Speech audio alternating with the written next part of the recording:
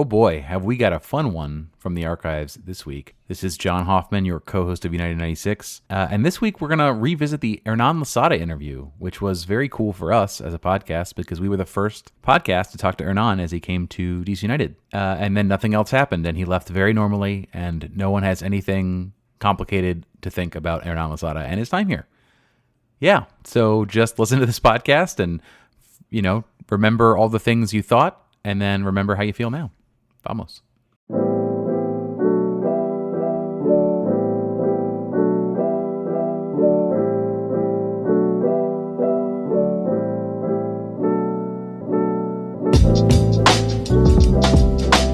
Welcome in, ladies and gentlemen, boys and girls, RFK Refugees podcast. Ted here, John is here, and we are joined by a very, very special guest, the man who's going to lead us into the future of DC United, Mr. Hernán Losada.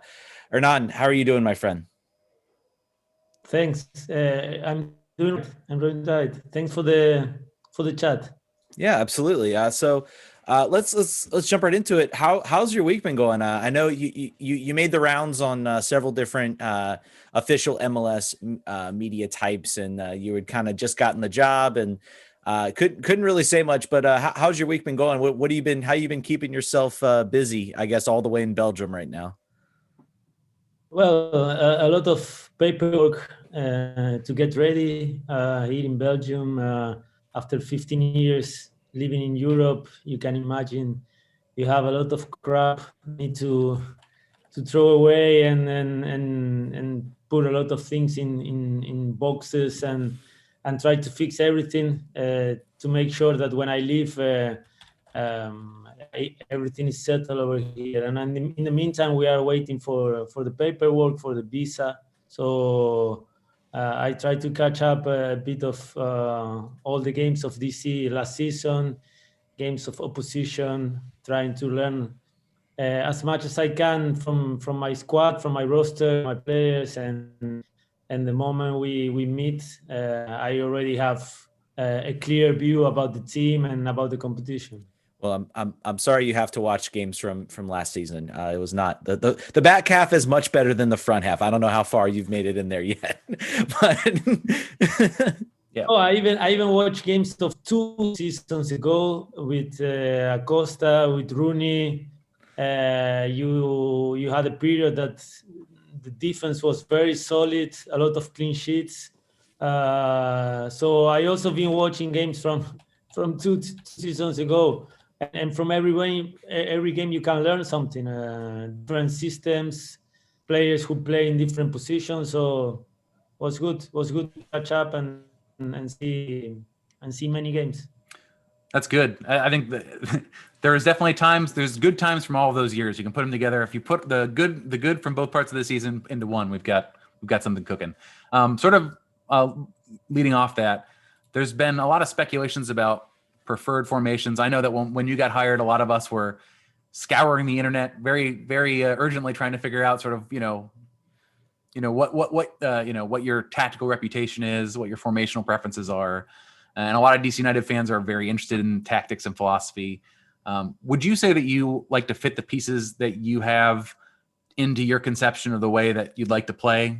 Or do you look at what you have available and then say, this is the best way forward with what I have? What's your approach? Yeah, I think you mentioned as last, if you are a coach with a fixed system, with fixed ideas, and you arrive to a squad not much in the way you want to play, then you don't want to succeed. So I think that the modern coach needs to adapt to the profile of players you have available at that moment, and that's why a coach be prepared to train and to work in different systems and learn what's the best for the squad or the roster you have at that moment. I'm going to give you an example. When I took over in Belgium, when I took over the first team, I didn't find that the team has the potential to play with a back four because the fullbacks were weak on one-on-one situations. So we needed to play with a back three with fullbacks who are a little bit more concerning and a little bit more offensive. And then later I did the preparation season, and we started the competition in first division. I started to play also many games with back four. So I don't have a preference system. It's up to me to find what's the best system for the have right now at DC United. Talk a little bit. I guess you're obviously a young coach. I believe you're the youngest in the league, if not one of the youngest coming into the league this year. Talk a little bit sort of about maybe that adjustment period. What maybe surprised you, sort of adjusting from being a player on the field to sort of behind the benches, other than you can't strap on your boots and go out there if you see something bad, Go fix it. fix it. I have to say, by moments, and definitely the moments that it goes well with the team, I enjoy a lot more the coach than being a player. When you are a coach and you are on the bench and everything what's happening, it's like you plan, like you train, like you expect it. Yeah, you get that type of adrenaline that is amazing to feel. And as I said, of course, you are one of the team. You are one of the 11 players on the pitch. You are one of the 20-25 players in a squad, and the coach is the leader. You have to keep them together. You have to work a lot on mental coaching, on give attention to those players who are not getting enough minutes. I mean, it's more a psychological work, and I love that. I love that. I've been reading a lot, learning a lot from a lot of trainers, and I have to say that coaching is very exciting, and by moments it's even more exciting than being a player. That's good. I would always imagine there would be a lot of frustration. I know for your predecessor Ben Olsen, I imagine in the early years was very much considering naming himself the substitutes and just hopping on there when he could.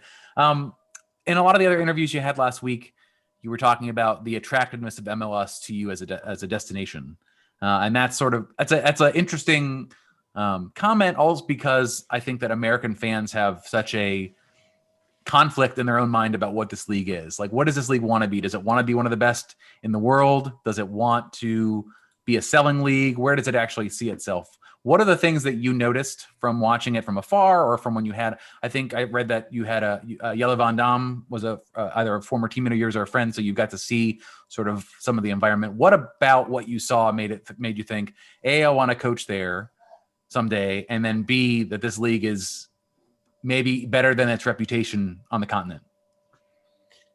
Well, first of all, the infrastructure and organization. You have a country that has a culture for sport. You guys are very competitive since you are kids, since you are young, starting with universities, at school, and that attracts me a lot. That winnings mentality and organization and infrastructure that you have been building on the last couple of years. When you see the stadiums that many teams are now building are not anymore the old ones where you are using for American football, baseball, concerts. No, now every club is building his own stadium. You don't see anymore all stars ending their careers at the MLS. You also see a lot of young talent, and that makes that the MLS now has also another speed. The speed of the game is much quicker and much higher than years ago. So I really think that the MLS has potential. I mean, in the short term, also become one of the biggest competitions in the world. We like to hear that. Yeah, absolutely. We like to. I want to talk a little bit. You highlighted. I'm going to refer back to some of your previous interviews again. You highlighted some of our young players: Moses Niven, Kevin Paredes, Griffin Yao. What other players have you? You maybe had some time to watch some tape. What other players have you maybe notice and sort of say hey, I think I can come here and I can get the best out of them? Well, you mentioned the young guys, they did it very well. 17, 18 years old players like Moses, Kevin Paredes, that the minutes that they got, they did it very well. But I also believe that there were some players with big potential that came with some expectations, and for many reasons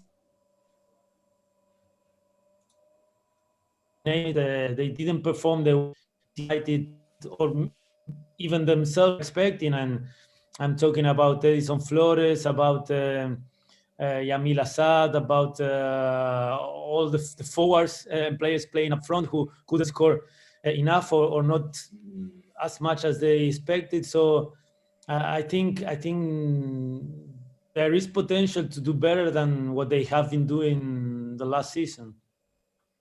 Quick follow-up there. You mentioned Yamil, and you've been watching the games. What did you think about the experiment of putting Yamil in the middle of the field for the last, I think maybe 5 or 6 games? He's been traditionally a winger for this team. I think last year he had very uneven performances. I think he would probably attest to that too, either by injury or probably rust after not playing for quite a long time. But he had a turn playing in sort of in the 8 position, and I think he did really well. Fans were really excited about that. I just wanted to know if you had noticed that sort of tactical change for him, and if you had any general thoughts about it. Yeah, I know him from Argentina. He used to be a winger, like you say, where he can make his actions on, especially those 1v1 situations against the line. But I also think he could be a creative offensive midfield player that with a little bit more of freedom and closer to the 16 of the opponent, he could be dangerous. I saw those games that you mentioned where he played more as a mixed controller / offensive midfield player, more number 8 position. He did it quite well, but I don't believe that's his best position. Yamil, he needs to play close to the 16 of the opponent, where his actions could be dangerous and where you can create scoring chances or give assists. The closer to the 16 of the opponent, the better, I believe. Got it. Sort of following on the question, I think that this might relate to the last question about the young players. In your conversations, both in the interview and then after with ownership, what do you feel like was the most important directive they gave you? Was it, we feel like we got to make the playoffs this year? I think that's probably an assumption, maybe, hopefully. We want to get the best out of these young players. What did you feel like this is really what they really want out of me? I had the feeling that they were ready for a change, for a new air, for new principles, for a new idea. Of course, they invest a lot of energy and efforts in the academy players. And with my experience working with the under 21 in Belgium and working with young kids, and also I'm a kind of coach who give a lot of possibilities and opportunities to the young players, and I try to develop them the best possible way. That was one of the points. But actually about challenges or a goal for this season, I think it's more kind of a process. The first year we know it's not going to be easy. It will be my first season. We need to be careful with budget and players, and so I believe that the first season is going to be a kind of a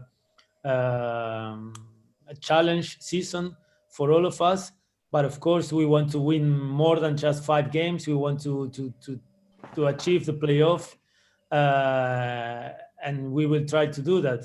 But I believe, and I have the feeling that the first year is going to be probably an adaptation process year, knowing exactly what we need for season number 2 and season number 3. Yeah, I just want to follow up on that one more thing. You mentioned sort of this year. I think we all understand sort of the budget environment. I think we would be crazy to not realize every single business and every single line of work is being hit that way. Do you feel like you, in the process of understanding that this is a process, this is a multi-year vision, do you feel like you have, not necessarily club assurances, I wouldn't want to get into those conversations, but do you feel well supported going forward to do what you'd like to do beyond maybe sort of, we're talking about budget this year, but going forward, do you feel like you're going to have the flexibility to add pieces that you want to add?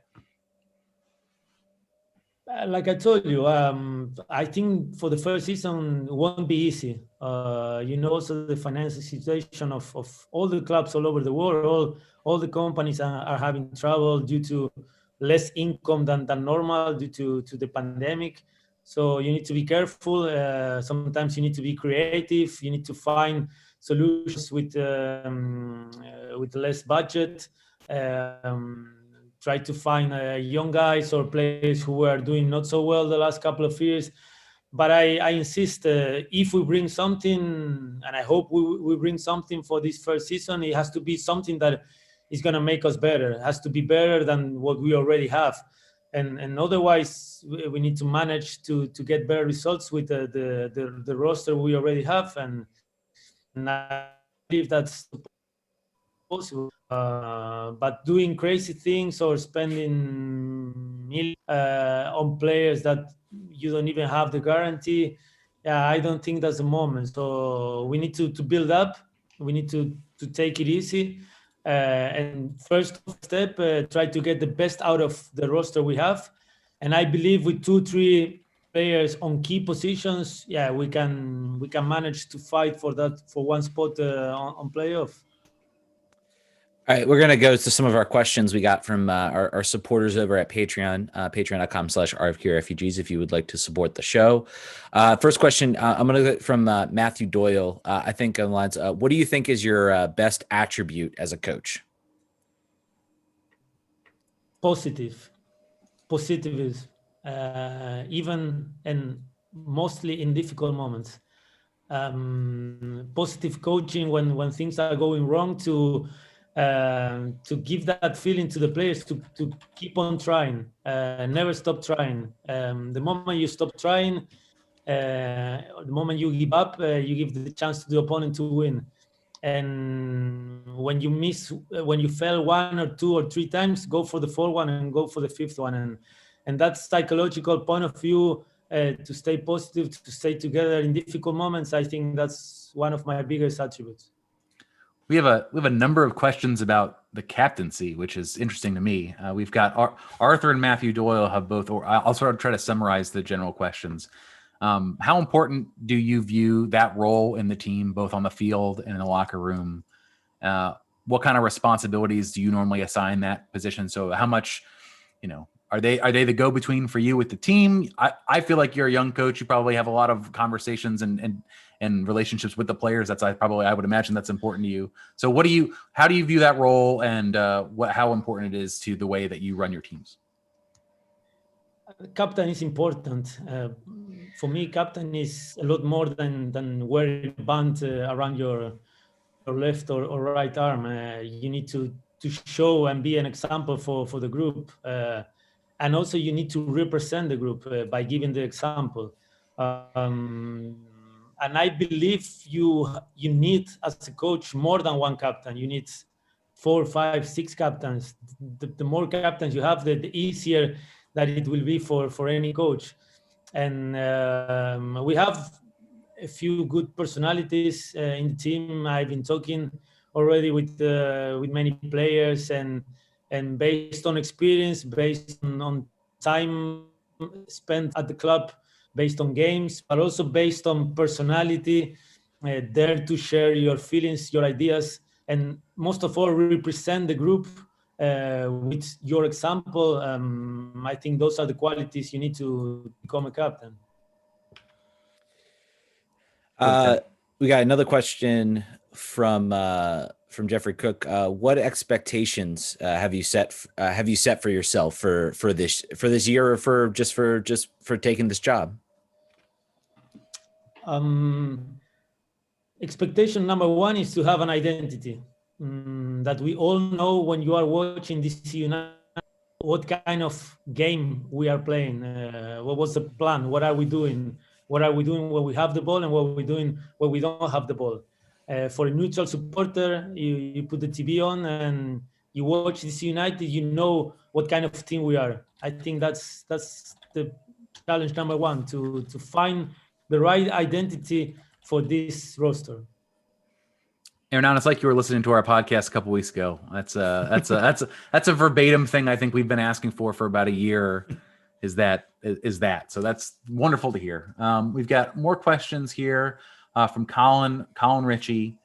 Would love to hear your thoughts on the similarities between DC United and Beerschot. We had a Flemish. How close was I? we had some Flemish lessons on our last podcast. They clearly did not stick. But as far as similarities between sort of the youth setup, and obviously you're learning a lot of this stuff still, but sort of budget, the club ethos, how what the community tie is to the team, and then sort of on top of that, what are some of the things you're looking to bring from there to here? Some of the things that you really think are special about that club that you would want to make DC United replicate. I would like to bring my European mentality based on discipline, on structure, on working hard or being together, respect the rules, respect the policy and everything what we're gonna decide to do together. Here in Europe, especially in Netherlands, in Germany, in Belgium, discipline is very important on the field and outside the field. And a bit comparisons between Beerschot and DC United, very fanatic supporters, especially at home. You feel the support, you feel a great atmosphere. So trying to be hard to beat at home. We need to make a fortress out of our home games. And for the rest, not many similarities related to infrastructure, organization. Beerschot was 7 years ago in 5th division. They were bankrupt, and they managed in 7 years to come back to 1st division. So from the point of view of organization and stadium and facilities, there is a war of difference. And you can get someone to sneak you into RFK Stadium, get a sort of secret tour and see what they were working with the last couple of years before they moved there. You might there might be a little bit of similarities. It's just raccoons. I really saw it. Sorry, just didn't mean to interrupt. I already saw the facilities. I know they are quite old, but I know the club is working on the new facilities, on the new complex. Hopefully this summer will be ready, and the stadium is fantastic. The stadium is really amazing. I can't wait to play on that stadium full of supporters. One sort of, I had one question that sort of ties to that. Have you thought about where you want to live yet? There's with the facility. So today was the news about the Loudon breaking ground out in Loudon. And I don't know what traffic was like in Antwerp, but this will be worse. Whatever it was like, I can promise you this will be worse. So have you been thinking about if you want to be closer to where the training facility is and you'll be spending more days, or closer to the city where it's a little bit more going on? Without thinking too much, I would like to live closer to the city and closer to the stadium. And if I need to drive or to spend more time on the road, I think I will do it. But I'm a kind of coach who, and I already did it many times, a lot of times. If I need to sleep at Luton and at the new complex, I will sleep over there, and I will spend a few nights there to avoid that traffic that you're talking about. We have a lot of time to listen to podcasts, and there are just so many good options for you to do that. So that's good. And picking DC is a good option because you'd be the neutral option. There is a Virginia-Maryland inner rivalry between the fan base of whether Virginia's better to live. You got two Virginia guys here, so picking DC is a good choice because you're right in the middle. You can be neutral in the whole thing. So completely joking. Producer Brian has a quick question. You talk about the fan base. I'm sure you've been well aware. There's a huge Latino connection to the fan base. But this is the first time we've had a coach from Central and South America. They've all been. We've had Bruce Arena, several other coaches, but they've all been white Anglo Americans. What does it sort of mean to you, maybe, that you are the first Latinx coach at DC United? Sounds nice. Sounds like a challenge for me to to represent the best possible way all those Latino fan base. I know there are a lot of supporters, Spanish-speaking supporters supporting DC United. I also have a lot of Latino players in our roster, in our team. And for me, after 15 years speaking Dutch, French, and several other languages, it would be a pleasure for me to talk English and to communicate in my mother language with all those supporters and those players in my team. Awesome. Yeah, I think we're excited for that too. I think that as observers, it's always been interesting that as you watch sort of like Instagram and see how the players sort of break off into cliques, usually there's a language wall, and that's really what breaks it down. All the Spanish speaking players will hang out. They'll all be having a mate. They'll all be out having their own barbecues, and then the American players will be off doing something else. And the team over time has tried to like get the players Spanish lessons so they can converse more freely. But it'll be really nice to have sort of a central point that understands both camps and can communicate natively or at least very fluently with both of them. So I think that's only going to be good things for both team chemistry in the locker room and just maybe hopefully performance too.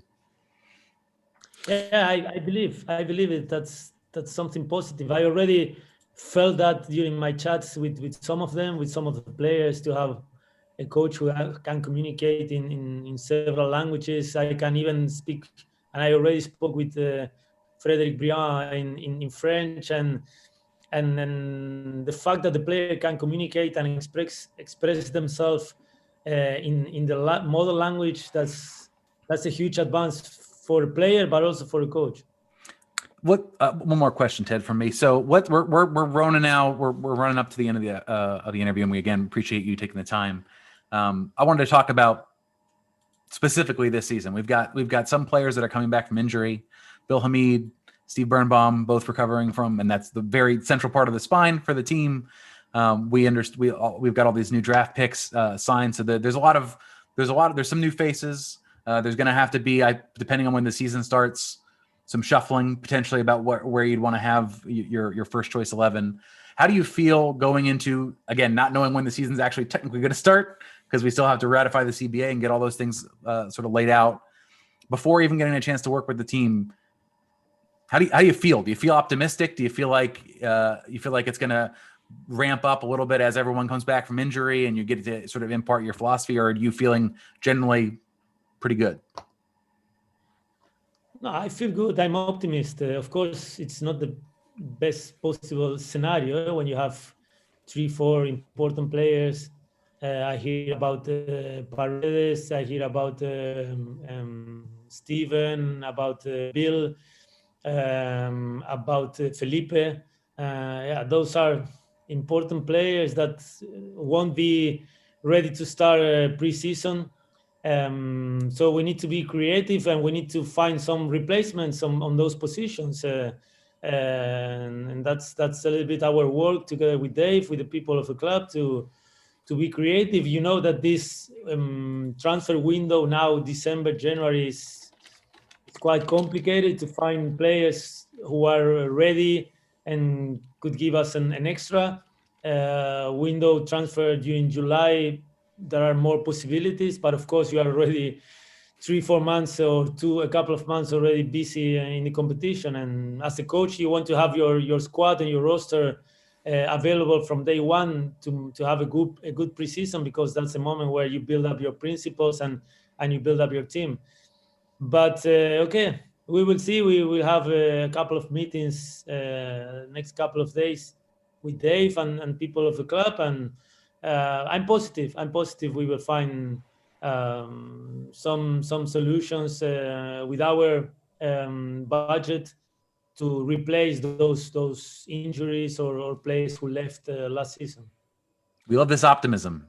We're an optimistic group. I think the change comes at the right time for the fans, for the club, for the players. So we're really excited to hear your optimism and your hopes for this year and the coming years. So absolutely. Ted. Yep. Hernán, thank you so much for joining us, my friend. We're going to let you get back. I'm sure you got a lot of things that you got to get to today, but thank you so much for joining us. And we'll be looking forward to this year. I think we're all very, very excited to have you on board. Thanks a lot. The same from my side. Looking forward to meet you all, supporters, people from the club, and I hope and I wish supporters can come back as quick as possible so we can have some very nice and exciting home games with DC United this season. Looking forward to having Out of Field Rocking. Hernan, thank you so much for joining us. Thank you again so much to Hernán Losada for joining the show. I think he made me more excited about this season than I have been in a long time for this club, for sure. So that was a great interview, and I think we got the best one. I know I'm biased, but I think we got the best interview out of the bunch. First fan interview. I think it's important. I think he really valued getting to talk to the supporters directly. I think that he knows that that's a really important bond, and that they're going to be there whether he does well or does poorly. They'll be in his Instagram mentions.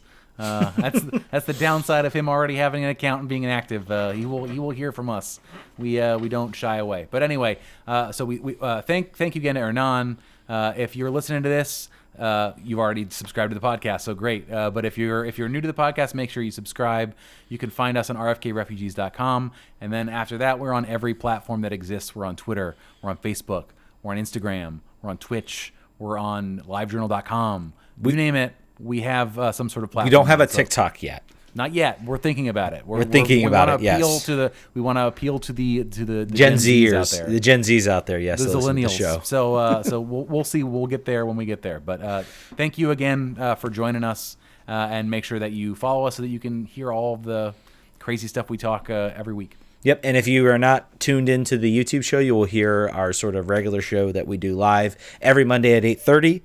So definitely jump into those. We do call-ins. We want to hear from the fans. So definitely check those out. We try to do them every Monday, obviously the off-season.